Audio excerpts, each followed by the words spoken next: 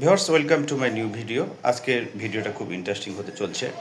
আমরা বেশিরভাগ ক্ষেত্রে যে মোবাইলে যে আমাদের গ্যালারি রয়েছে, এখানে আমরা কখনো আমাদের গুরুত্বপূর্ণ যে ডকুমেন্টসগুলো, যেমন হতে পারে সেটা এনআইডি কার্ড কিংবা বার্থ সার্টিফিকেট কিংবা এই সার্টিফিকেট বা এক্সেট্রা আর অন্য কিছু থাকতে পারে, এইগুলো আমরা গ্যালারিতে রেখে দিই এবং প্রয়োজনের সময় যখন এটি প্রয়োজন পড়ে, কিন্তু গ্যালারিতে এত পরিমাণের থাকে ছবি এবং অন্যান্য ভিডিও বা অন্য থাকে যে হঠাৎ করে খুঁজে পেতে আমাদের এটা আসলে খুবই সমস্যায় পড়ে যায়।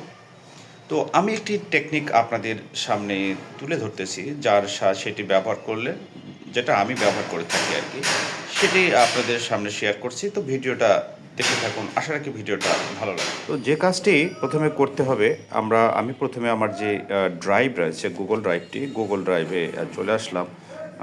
আপনারা দেখতে পাচ্ছেন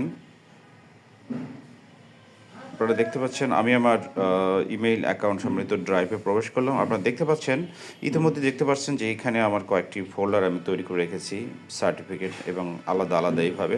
ঠিক এইভাবে আপনারা প্রথমে একটা ফোল্ডার তৈরি করে নেবেন। যদি আপনার পিকচার হয়, পিকচার তৈরি করে নেবেন। যদি সার্টিফিকেট, যদি আরও কিছু নামে রাখতে চান, সেটা আপনার ব্যক্তিগত বিষয়, বা বাই নেমেও রাখতে পারেন, যেমনটি আমি করেছি। ব্যাস, ফোল্ডার তৈরি করার কাজ শেষ। এখন যে কাজটি আমরা করব, আমরা গ্যালারিতে প্রবেশ করব। তো গ্যালারিতে প্রবেশ করি, করে দেখুন আমি এখানে যেহেতু আমার এখানে মোটামুটি বেশ কিছু ছবি রয়েছে, আমি কি করব, এখানে যে বার্থ সার্টিফিকেটগুলো দেখতে পাচ্ছেন, প্রথমে এগুলো আমি সিলেক্ট করে নেব। আমি এই 3টি বার্থ সার্টিফিকেট কি করব, এটা আমি ওই গুগল ড্রাইভে সেভ করে রাখবো। তাহলে কি করব, আমি সিলেক্ট করলাম, সিলেক্ট করে রাখার পরে নিচের দিকে আপনারা খেয়াল করবেন, এখানে সেন্ড কথা রয়েছে, এখানে সেন্ড কথায় আমি টাচ করে দিলাম। একটু লক্ষণীয় বিষয়, আমার এই মোবাইল যেহেতু এটা রেডমি নোট 13, তো এখানে সেন্ড কথা লেখা আছে, হয়তো বা আপনার মোবাইলে অন্য লেখাও থাকতে পারে, একটু অর্থ বুঝে সেটা আপনি চেক করে নেবেন। আমি যখন সেন্ডটা টাচ করলাম, দেখুন এখানে অনেক কিছু দেখাবে, মেসেঞ্জার, হোয়াটসঅ্যাপ আসলে এর পাশাপাশি এখানে গুগল ড্রাইভ অপশনটিও দেখাবে। তো আপনারা গুগল ড্রাইভ অপশন একটা টাচ করে দিবেন।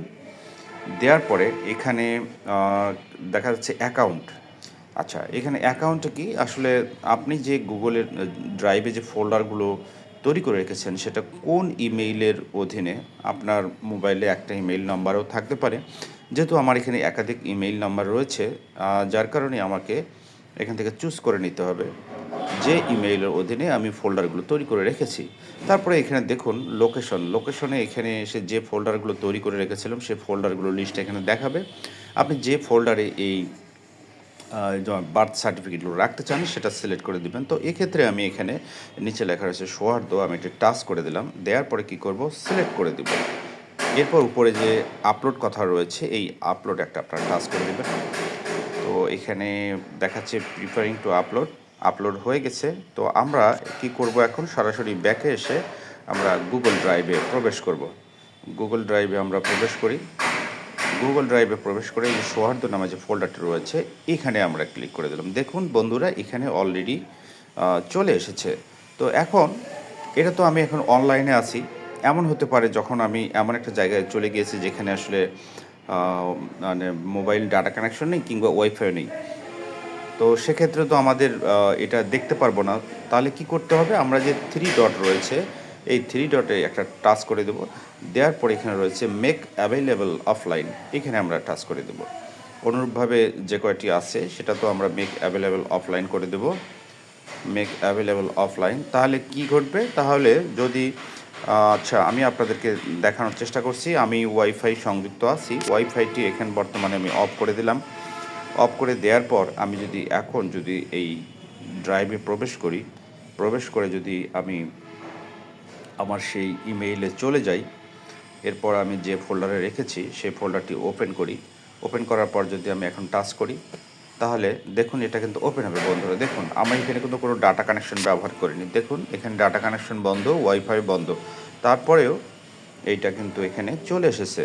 তো বন্ধুরা, এইভাবে যদি আপনারা এটা অফলাইন করে রাখেন, তাহলে এটা ইন্টারনেট বা ওয়াইফাই কানেকশন ছাড়াও এই তথ্যগুলো আপনি সহজেই পৌঁছে দিতে পারবেন।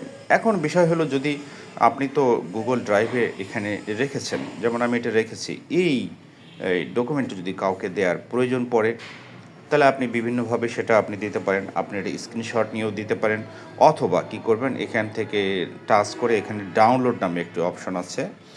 এই দেখুন এখানে সরি, এখানে ডাউনলোড এখানে অপশন, আমরা ডাটা কানেকশনটি আমরা দিয়ে দিই, ওয়াইফাই কানেকশনটি অন করি। অন করার পর এবার আমরা আসি, দেখুন এখানে ডাউনলোড কথাটি চলে এসেছে। আমরা যদি এখানে ডাউনলোড টাচ করি, তাহলে এই গুগল ড্রাইভ থেকে এই এই আমার ডকুমেন্টটুকু ডাউনলোড হয়ে যাবে। বা ইচ্ছে করলে আপনারা 3 ডট এইভাবে আঙ্গুল টেনে এটাকে স্ক্রিনশটও নিয়েও রাখতে পারেন। এই ছিল আমার ভিডিওটি যদি ভালো লেগে থাকে তাহলে অন্য কেউ শেয়ার করে দেখার সুযোগ করে দিবেন, এই কামনায় শেষ করছি আজকের মতো ভিডিও। আল্লাহ হাফেজ, সবাই ভালো থাকবেন।